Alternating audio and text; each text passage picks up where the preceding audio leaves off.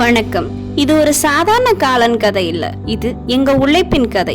Micro elite, புதிய ஆரோக்கியமான ஆய்சர் காளான்.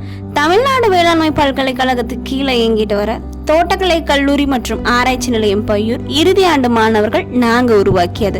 முதல் நாள் சுத்தம், ஒழுங்கு, கட்டுப்பாட்டை நோக்கி காளான் குடிசை முழுக்க சுத்தம் செஞ்சு பூச்சி நோய் வராமல் தடுக்க முன்னெச்சரிக்கை நடவடிக்கை எடுத்தோம். சுவர் சுத்தம் செய்யறது, கிருமி நாசினி தெளிக்கிறது, குடிசைக்குள்ள போறதுக்கு முன்னாடி டெட்டால கை கால்களை சுத்தம் செஞ்சுட்டு போறதுன்னு ஒவ்வொரு அடியிலும் கவனம்.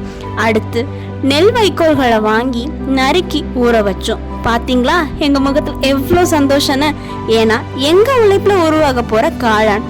நறுக்கின வைக்கோல்களை சூடான நீர்ல கிருமி நீக்கம் செஞ்சோம்.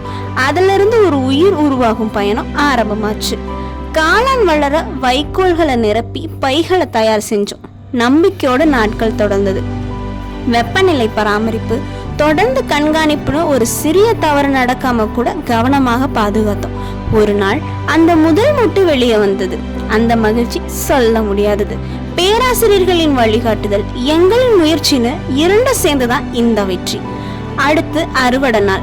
ஒன்றாக உழைத்தோம், ஒன்றாக சாதித்தோம். அறுவடை பண்ண காளான்களோட தரம் சுவையை சோதிக்க சமைச்சு பார்த்தோம். அந்த சுவை இருக்கே, அற்புதம், அட்டகாசம். மைக்ரோ எலைட், மாணவர்களின் உழைப்பில் உருவான நம்பிக்கையின் பெயர். புதியது, ஆரோக்கியமானது, சுவையில் சிறந்தது. ஒருமுறை சுவைத்தால் மீண்டும் தேடுவீர்கள். என்ன யோசனை? நான் சொல்லவா? அடுத்த பாக்கெட் எப்போ வாங்கலாம்னு தானே. Micro elite.